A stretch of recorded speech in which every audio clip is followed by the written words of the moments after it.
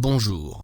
Vous écoutez le résumé du livre « Cessez d'être gentil, soyez vrai » de Thomas d'Ansembourg. Introduction. La communication non violente, CNV, vise à améliorer l'authenticité des échanges et des relations entre les hommes. Il est possible de dire ce que l'on pense et d'exprimer sa vérité tout en respectant autrui. Nouvelle manière de communiquer, la CNV permet de s'ouvrir à l'autre et de trouver avec lui des compromis. C'est quand on découvre ses propres besoins et qu'on accède à son intériorité que l'on parvient à rencontrer l'autre sans violence.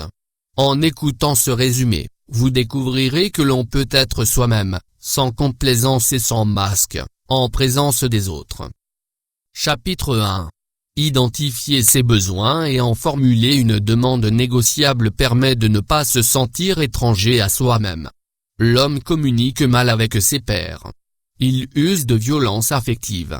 Par ses actes et ses paroles, il contraint autrui tout comme il se contraint lui-même. L'enjeu de la communication consciente et non violente, abrégée sous le nom de CNV, est d'apprendre à communiquer sans masque et sans filtre. Le respect de l'autre et de soi doit primer pour que des relations vraies entre des personnes responsables et libres puissent s'établir. Pour ce faire, l'homme doit comprendre ses sentiments et ceux des autres. Or, il ne parvient pas à le faire car il y voit une contradiction. L'homme pense que pour être à l'écoute des autres, il doit se couper de ses sentiments et de ses besoins. L'espace mental, c'est-à-dire les pensées émises par le cerveau et influencées par l'éducation, joue un rôle prépondérant dans cette coupure. Il prend pour vrai ce qu'il voit. Or, sa vision de la réalité est parcellaire et lacunaire. Pour y pallier et appréhender le monde, il use d'étiquettes et de catégories. De la même manière, il juge et enferme les autres dans des idées et des concepts. Par exemple, l'homme pense que la femme ne sait pas conduire. Son système de pensée devient également binaire. Il pense que tout est blanc ou noir. Soit on prend soin de soi, soit on prend soin des autres. Coupé de ses émotions, l'homme n'identifie pas ses sentiments. Or, c'est en connaissant ses sentiments qu'il aurait été à même de clarifier ses besoins et de trouver une solution pour les combler. Les besoins d'ordre social, exemple, confiance, mental, exemple, stimulation, et spirituel, exemple, sérénité, sont essentiels à l'équilibre. Comme il ne prend pas conscience de lui-même, l'homme, pour faire face au sentiment d'impuissance qui l'envahit, trouve un bouc émissaire, autrui ou lui-même. Ainsi, il peut arrêter de faire valoir ses besoins, avoir des difficultés à faire des choix, dépendre du regard de l'autre ou encore vouloir soumettre l'autre à ses besoins par la violence. Même si l'homme identifie un besoin sans parvenir à le satisfaire, il sort de la confusion précisément parce qu'il en a pris conscience. Parfois le simple fait de reconnaître un besoin permet de constater qu'il est satisfait. D'autres fois, l'identification permet d'indiquer à l'autre, par une demande négociable et concrète, comment satisfaire ce besoin. La formulation d'une demande permet à l'homme de prendre en charge son besoin. La demande peut être polymorphe car plusieurs solutions existent pour un seul et même besoin. Elle lui permet de redéfinir ses priorités. L'homme en sort grandi. Prenons un exemple concret pour illustrer le bienfait de la formulation d'une demande. Après une journée de travail bien remplie, un homme rentre chez lui fatigué. Il identifie rapidement son besoin, passer un moment agréable avec sa femme. Il lui propose donc, de manière négociée, de manger au restaurant. Sa femme n'est pas obligée d'accepter, elle a le droit de vouloir occuper sa soirée autrement. Il s'avère d'ailleurs que cette dernière préférerait rester chez elle. Elle lui propose en retour une soirée DVD. Cet exemple permet de comprendre qu'une demande n'est pas toujours satisfaite mais qu'elle a le mérite de nous faire prendre conscience de nos besoins.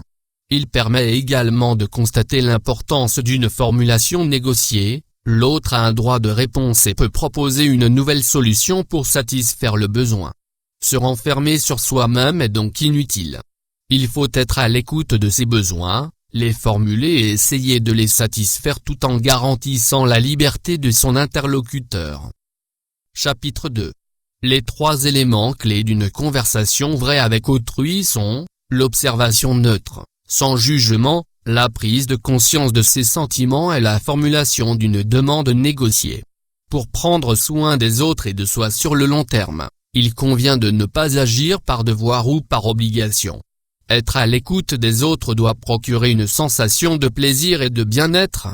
Si l'homme agit par obligation ou par devoir, il n'en retirera que colère, dépression et révolte. Contrairement à ce que l'on pourrait penser, le bonheur ne résulte pas de ce que l'on possède ou de ce que l'on fait. Il dépend de comment on vit sa relation avec les choses, les activités et les êtres. Ce qui importe est de nouer des relations de qualité, c'est-à-dire profondes et durables, aussi bien avec soi-même qu'avec les autres. Cela n'est pas chose aisée, car on agit souvent en fonction de critères extérieurs. Ainsi, on renonce à certains de ses besoins dans le but de faire plaisir à son interlocuteur et on agit en fonction de croyances et de préjugés. L'espace mental prédomine nos actions. L'homme peine à entretenir une relation de qualité avec le monde qui l'entoure, car il interprète sans cesse ce qu'il observe. Il ne se contente pas d'une observation neutre du fait. Il le juge et empêche toute interrogation. Il peut ainsi apostropher son enfant par tu laisses tout traîner. En ouvrant de cette manière la conversation, l'homme prend le risque de tomber dans la spirale du ping-pong, l'interlocuteur va se justifier, car il se sent agressé, jugé et critiqué. Pour éviter ce genre d'écueil, il convient donc de mener une observation neutre qui discerne les enjeux de la réalité telle qu'elle est et qui respecte le point de vue de l'autre. La demande formulée sera négociable et l'autre aura la liberté de le satisfaire ou non. Observer sans juger ne suffit pas, il faut également sentir sans juger. Cela passe par la distinction de nos vrais sentiments, être curieux, étonné, satisfait, angoissé, effrayé, etc., de ceux qui comportent une interprétation, être incompris, trahi, dupé, etc. Cette distinction a l'avantage de faire sortir l'homme du scénario victime-plainte. Il prend conscience de ce qu'il vit et se responsabilise. Elle permet également de mieux se faire comprendre, car elle permet de bannir, dans le vocabulaire, tout ce qui oppose, divise et sépare. L'autre prend donc vraiment en considération ce qu'on est en train de lui dire, sans penser à ce qu'il pourrait dire en retour. À parler vrai, c'est-à-dire en évoquant ses vrais sentiments qui témoignent de besoins satisfaits ou non, on stimule donc l'écoute vraie. L'autre n'est pas invité à obéir, mais à se responsabiliser au sein d'un débat constructif et riche de sens. Chapitre 3. Avorter toute forme de violence, envers autrui et envers soi-même, et exprimer notre besoin en ayant conscience que l'autre ne renoncera pas forcément au sien, permet de rester soi en présence de l'autre. On croit plus ou moins être responsable du bien-être de l'autre tout comme on croit que l'autre est plus ou moins responsable de notre bien-être. C'est pourquoi on use parfois de la peur ou de la honte pour que l'autre agisse tel qu'on le souhaiterait. Or, on est relié à l'autre par la liberté mutuelle que l'on se donne. Ainsi, il est possible de rester soi-même tout en étant avec les autres. L'homme n'a pas à culpabiliser quand il s'occupe de lui-même, tout comme il n'a pas à se couper de toute relation avec autrui. Il faut qu'il avorte la violence extériorisée qui le pousse à faire de l'autre la personne qu'il a imaginée. Il ne doit pas imposer les solutions trouvées pour satisfaire ses besoins. Il convient également que l'homme avorte la violence intériorisée qui le pousse à être tel que l'autre voudrait qu'il soit. Il n'a pas à se plier à sa volonté. L'identification de ses besoins permet de mieux comprendre quels sont ceux de son interlocuteur et donc d'entretenir une relation de qualité avec lui. Mais attention, il ne faut pas confondre le besoin avec ce qu'il n'est pas, un désir, une envie ou une pulsion momentanée. Quand le besoin est clarifié, quand on en prend conscience, une partie de nous-mêmes retrouve goût à la vie même si ce dernier n'est pas satisfait dans l'immédiat. Il suffit de se dire qu'il ne l'est pas pour le moment. Ce choix de langage permet de laisser la porte ouverte pour la suite. Je ne comprends rien en informatique, pour le moment. Dans l'avenir, il n'est pas exclu que j'apprenne. Néanmoins, il est nécessaire de satisfaire réellement, dans l'immédiat, quelques besoins. Il faut alors formuler une demande en cherchant la plus petite chose à faire pour assouvir un besoin. La demande doit tenir compte de la réalité telle qu'elle est. Elle doit inviter à faire quelque chose plutôt que d'empêcher de faire. Elle diffère d'une exigence. Elle doit être positive en privilégiant un vocabulaire qui ouvre, relie et facilite. Pour qu'une demande ait des chances de faire sens chez l'autre, il convient de faire une observation neutre des faits, sans y introduire de jugement. L'expression de son sentiment, de son besoin, doit être soignée. L'autre doit identifier le besoin sans s'en sentir responsable. Négociable, la demande suppose donc que nous soyons prêts à accueillir le désaccord de l'autre. L'exemple suivant permet d'en rendre compte.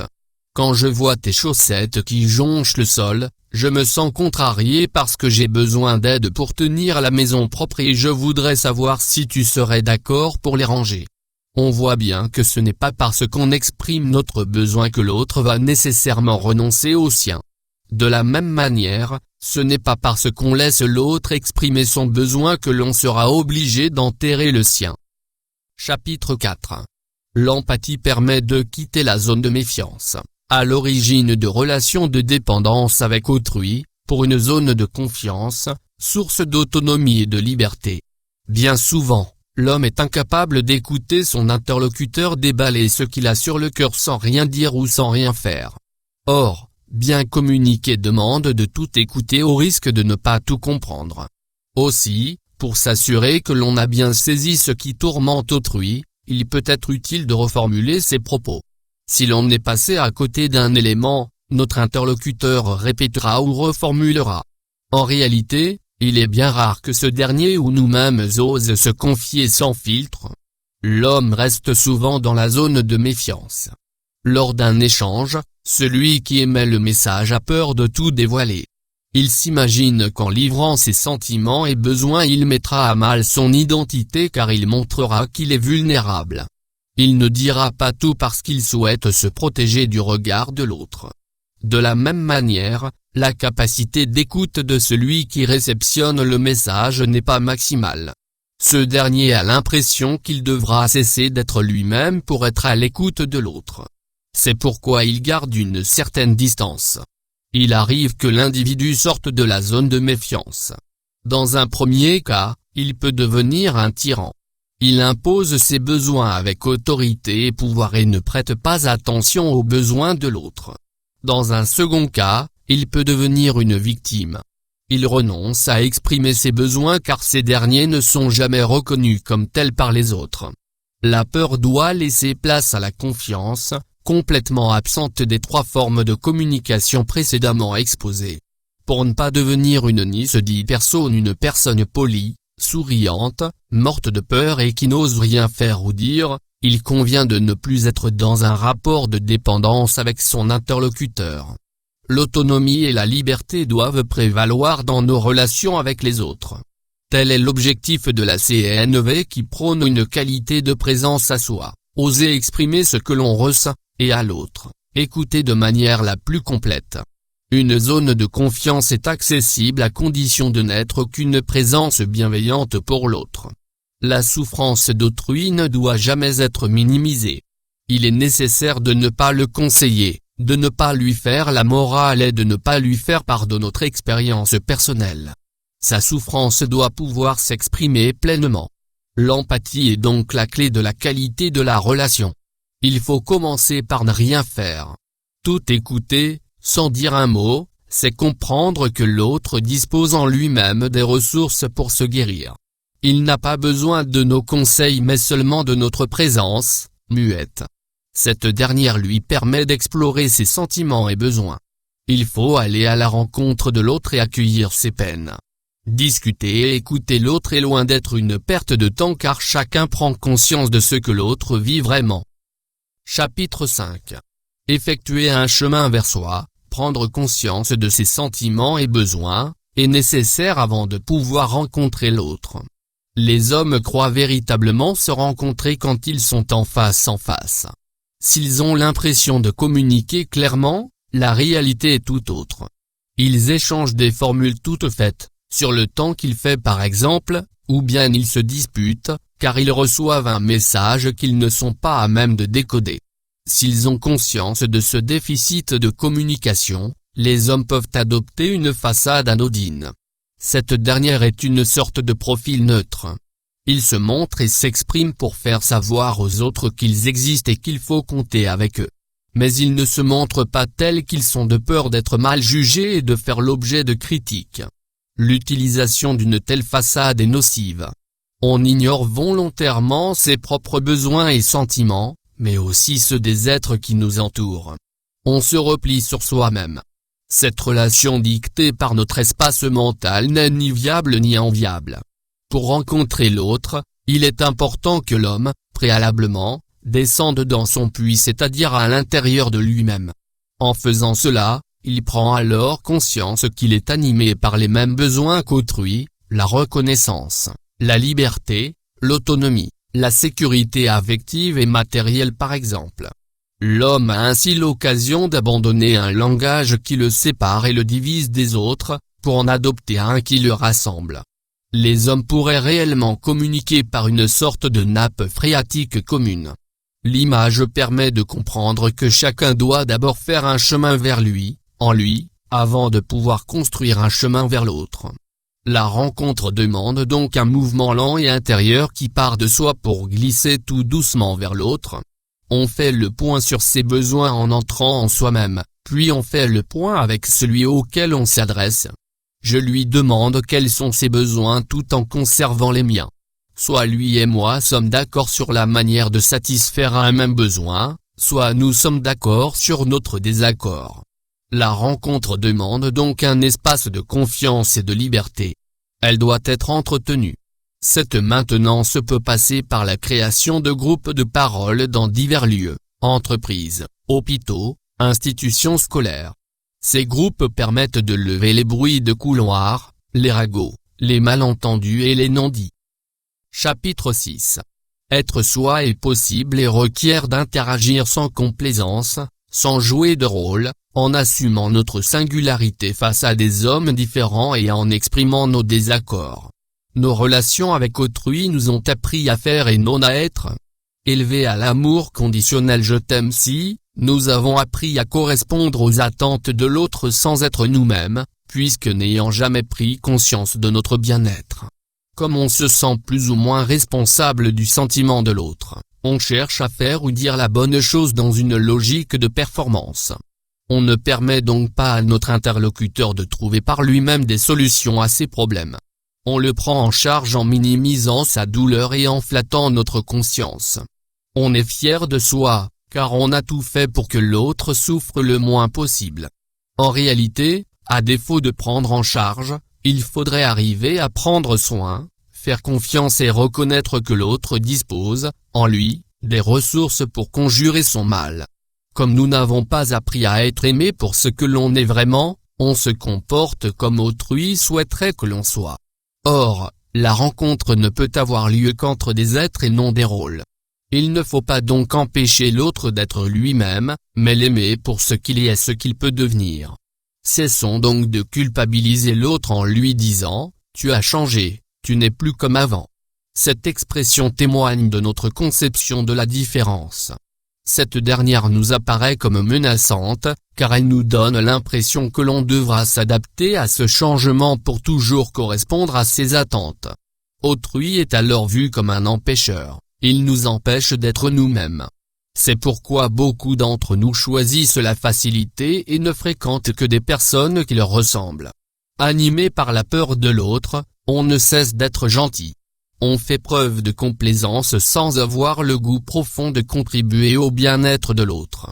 Cessons d'être gentils, soyons vrais. C'est en trouvant la force de s'exprimer, de dire non, et en accueillant l'autre dans toute sa complexité, que nous établirons des relations durables et de qualité. Devenons responsables. Prenons le temps de savoir ce que nous ressentons, manifestons nos désaccords, assumons notre singularité et arrêtons d'avoir peur des conflits. Ces derniers sont des opportunités pour travailler notre empathie et notre sens de l'écoute à l'égard de nous-mêmes et des autres. La colère n'est pas à bannir. Elle nous permet de comprendre qu'un besoin n'est pas satisfait. Pour qu'elle soit productive, Il convient de l'accueillir sans chercher à la nier puis d'identifier les sentiments et besoins masqués par cette dernière. Enfin, il convient d'exprimer notre colère à l'autre et de chercher avec lui des solutions. Le conflit peut apporter la sécurité affective et la paix. Chapitre 7. Retrouver un pouvoir d'action, c'est prendre conscience de soi, de ce que l'on veut faire sans agir selon des principes ou par peur d'être puni.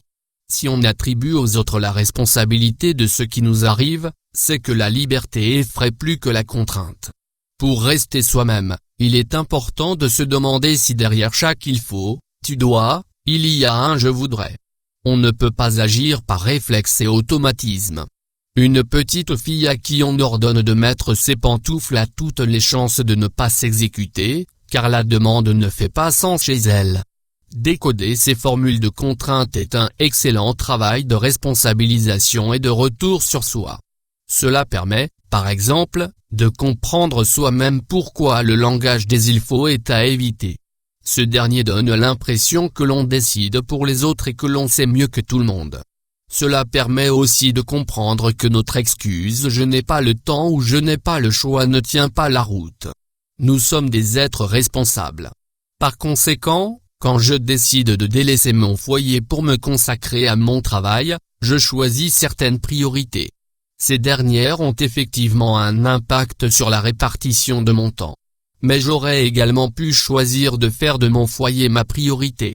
Cette prise de conscience est nécessaire, car elle redonne un pouvoir d'action.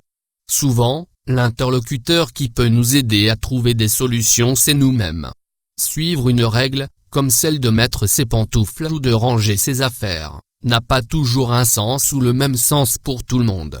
La règle ne fait qu'illustrer une valeur dans la vie quotidienne, valeur qui peut ne pas être partagée par tous. Si l'on est éduqué dans un environnement imprégné de tensions et de disputes, les valeurs du bien-être, l'honnêteté, l'entraide, la franchise, peuvent avoir moins de sens que l'agressivité et la violence. Pour se sentir vivant et retrouver la liberté, faire ce qu'on a choisi de faire, il convient de ne pas agir et de ne pas penser selon des principes et habitudes, mais de chercher ce que l'on veut vraiment. Ainsi, on peut changer ce que l'on n'aime plus et aimer ce qu'on ne souhaite pas changer. Il convient également de proscrire la punition qui ne fait qu'illustrer un manque de confiance dans la concertation avec autrui. Agiter le principe de punition-récompense revient à alimenter la dépendance à l'autre et la méfiance à l'égard de la nouveauté et de l'initiative. Ce principe traduit un mauvais vivre ensemble. Les rapports hiérarchiques peuvent et doivent s'effectuer dans le respect, car il est possible d'être ferme sans être agressif. Pour se sentir vivant, l'homme doit se laisser guider par son intuition. Il cherchera alors à faire adhérer l'autre à des valeurs qui lui tiennent à cœur et il le fera pour le bien commun. La CNV nous invite à nous responsabiliser et à prendre le temps de nous écouter tout en préconisant, de nous exprimer au sein d'un groupe de parole sans renier notre vulnérabilité. Appliquer la CNV dans ses relations quotidiennes est possible. Mais comme tout apprentissage, la CNV demande de la pratique selon une méthode rigoureuse. 3 fois par jour, il faut consacrer 3 minutes de son temps à s'écouter soi-même, sans se juger, sans se faire de reproches et sans nécessairement chercher de solutions à ses problèmes. Ce temps est l'occasion de faire un état des lieux intérieurs et de vérifier qu'il y a bien une chair vivante dans le corps qu'on habite. Ce travail de présence à soi et d'accueil de sa vulnérabilité est primordial. Plus il sera de qualité, plus il nous permettra d'entretenir des relations responsables et tolérantes avec autrui et d'aimer sa vulnérabilité. Chapitre 8. La CNV demande également une certaine hygiène de conscience. Cette dernière, sur le principe d'une écologie intérieure, ne doit pas se laisser envahir par les mauvaises nouvelles. Ainsi, il faut toujours exprimer de la gratitude pour les besoins quotidiennement comblés.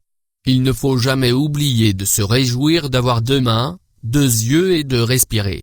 Enfin, la CNV nous invite à développer une conscience conviviale au sein d'un groupe de parole afin de lutter contre l'exclusion, l'isolement et la violence qui règnent parfois entre les individus. Cette conscience, tel un radar, nous aide à capter les besoins de l'autre sans oublier ses propres besoins.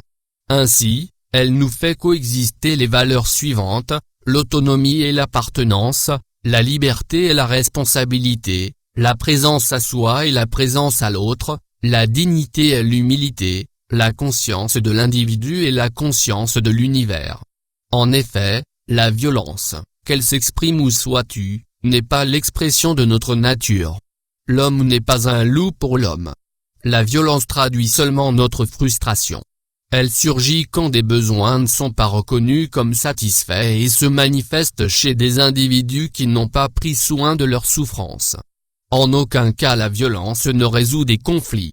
Chaque homme possède en lui-même les ressources qui lui permettront d'amoindrir ses maux. Le modèle de la CNV a l'avantage de convenir pour tout type de relations, amoureuses, familiales, amicales, professionnelles, politiques. Elle responsabilise 7 milliards d'êtres humains, tous invités à devenir des êtres responsables et à prendre soin de leur paix intérieure. Ainsi, elle garantit le respect de notre patrimoine commun, l'humanité. Conclusion.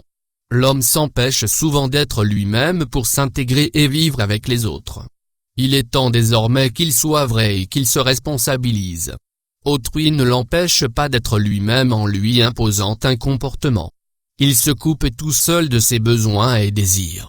Or, c'est en accédant à son intériorité et en prenant conscience de ce qu'il souhaite vraiment que l'homme comprendra son prochain et cessera d'être violent envers lui. Pour entretenir des relations de qualité et s'exprimer sans masque, l'homme doit donc, au préalable, se connaître et assumer sa vulnérabilité. Les points à aborder dans ce résumé. 1. Identifier ses besoins et en formuler une demande négociable permet de ne pas se sentir étranger à soi-même. 2. Les 3 éléments clés d'une conversation vraie avec autrui sont, l'observation neutre, sans jugement, la prise de conscience de ses sentiments et la formulation d'une demande négociée. 3. Avorter toute forme de violence, envers autrui et envers soi-même, et exprimer notre besoin en ayant conscience que l'autre ne renoncera pas forcément au sien permet de rester soi en présence de l'autre. 4. L'empathie permet de quitter la zone de méfiance, à l'origine de relations de dépendance avec autrui, pour une zone de confiance, source d'autonomie et de liberté. 5. Effectuer un chemin vers soi, prendre conscience de ses sentiments et besoins, est nécessaire avant de pouvoir rencontrer l'autre. 6. Être soi est possible et requiert d'interagir sans complaisance, sans jouer de rôle, en assumant notre singularité face à des hommes différents et en exprimant nos désaccords. 7. Retrouver un pouvoir d'action, c'est prendre conscience de soi, de ce que l'on veut faire sans agir selon des principes ou par peur d'être puni. 8. La CNV nous invite à nous responsabiliser et à prendre le temps de nous écouter tout en préconisant de nous exprimer au sein d'un groupe de parole sans renier notre vulnérabilité. Vous avez écouté le résumé du livre. Cessez d'être gentil, soyez vrai de Thomas Dansembourg. À bientôt sur la chaîne pour d'autres résumés.